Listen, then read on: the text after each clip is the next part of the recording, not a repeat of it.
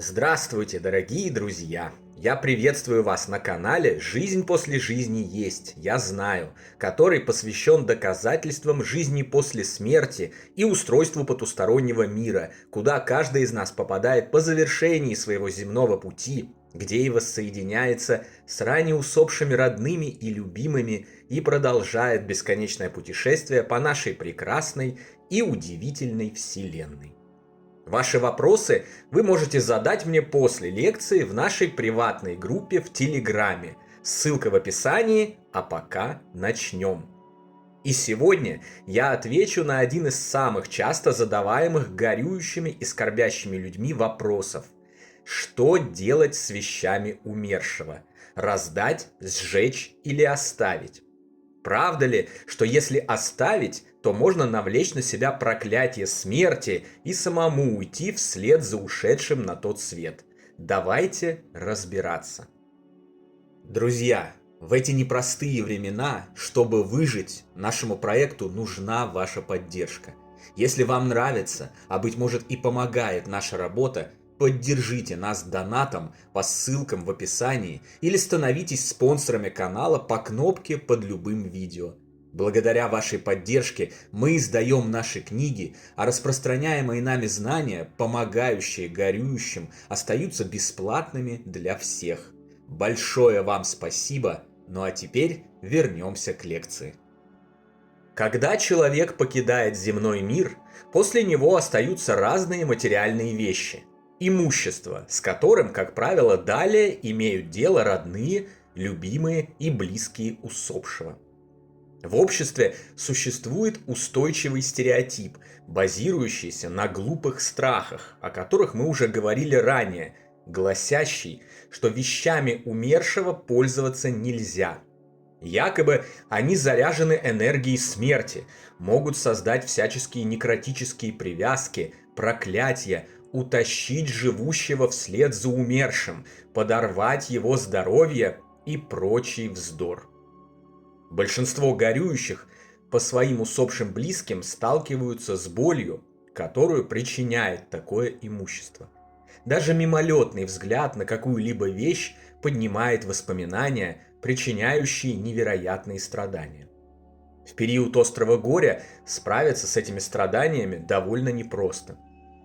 Все это приводит к тому, что вещи умерших раздаются, раздариваются, сжигаются, фотографии рвутся или убираются подальше с глаз, драгоценности, квартиры и машины продаются и так далее. Могу с уверенностью заявить, что это абсолютно бессмысленные действия, не приводящие ни к чему хорошему. Массив обобщенных данных о жизни после смерти и устройстве потустороннего мира не показывает вообще никакой информации о наличии описанного негативного влияния от использования имущества тех, кто нас покинул. Такой информации, имеющей хотя бы малейшее качество или подтверждение, хотя бы малейшее количество совпадений просто нет. За пределами выдумок, домыслов и манипуляций нет ничего, чтобы доказывало эти страшилки. Смерть никаким образом не накладывает на вещи какой-либо дурной энергии. Сама по себе она не создает никаких проклятий, некропривязок или зла.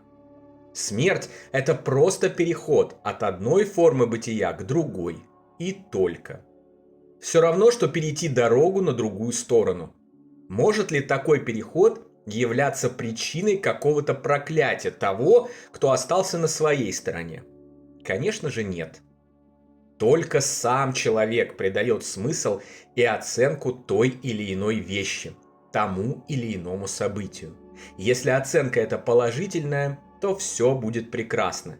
Если же концентрироваться на негативе, бояться и трястись, верить в разные ужасы, то, разумеется, все время будут происходить не самые лучшие вещи, которые всяческими сказочниками будут записываться насчет вещей умершего.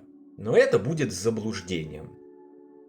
Заблуждением является и убежденность некоторых священнослужителей, советующих своим прихожанам как можно скорее избавляться от вещей покойных. Для многих святые отцы являются непререкаемыми авторитетами. И такое убеждение, к сожалению, является одной из причин, по которой все эти средневековые кошмары все еще живут в нашем обществе и никак не хотят его покидать.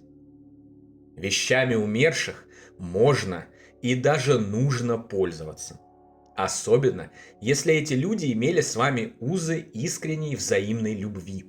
Потому что любовь – это энергия, которая пропитывает все, с чем взаимодействует.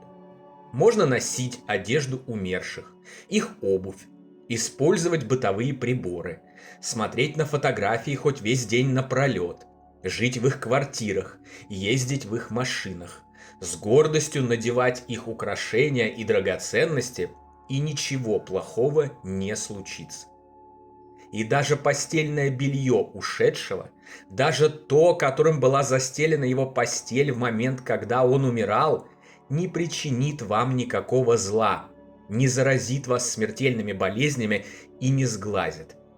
Его можно выстирать и спокойно продолжать использовать дальше. Я до сих пор пользуюсь вещами моих родных людей, ушедших на тот свет, начиная от пресловутого постельного белья, которого все так боятся, заканчивая одеждой. И ничего со мной за все эти годы не случилось, никаких проклятий, некропривязок и порч. Даже более того, используя эти вещи, я получаю заряд положительной энергии, который улучшает мое настроение, порождает приятные воспоминания и помогает мне в жизни. Однажды наступает момент, когда человек исцеляется от горя и испытывает нужду увидеть хоть что-то, что напоминает ему о любимом человеке. Но уже ничего не осталось, и сделать ничего нельзя. В итоге почти все, кто избавился от имущества умершего описанными способами, затем сильно жалеют о содеянном. Я знаю, о чем говорю. Среди тех, кто обращался ко мне за помощью в исцелении от горя и скорби, есть масса примеров, когда человек выкинул все вещи своих отшедших любимых и затем горько жалел об этом, более не имея возможности соприкоснуться хоть с чем-то, что напоминало бы о них. Поэтому мы рекомендуем всем, кто в данный момент проходит через горе утраты родных и любимых, не совершать подобных ошибок и не избавляться от вещей усопших, а также не бояться вздорных бабкиных выдумок об их смертельном влиянии на живущих. Если сейчас вам очень тяжело видеть эти вещи, просто пока уберите их в шкаф, в коробке или любое другое место, в котором они не будут постоянно попадаться вам на глаза. Поверьте, обязательно настанет день, когда вам станет легче, и вы захотите прижать к груди фотографию своего любимого человека, завернуться в его свитер или поспать под одеялом, под которым вы некогда спали вместе. Когда такой день придет, вы будете счастливы, что сохранили все это и можете использовать в радостном ожидании вашей новой встречи, которая неизбежно состоится в будущем. Ну а на сегодня это все, дорогие друзья.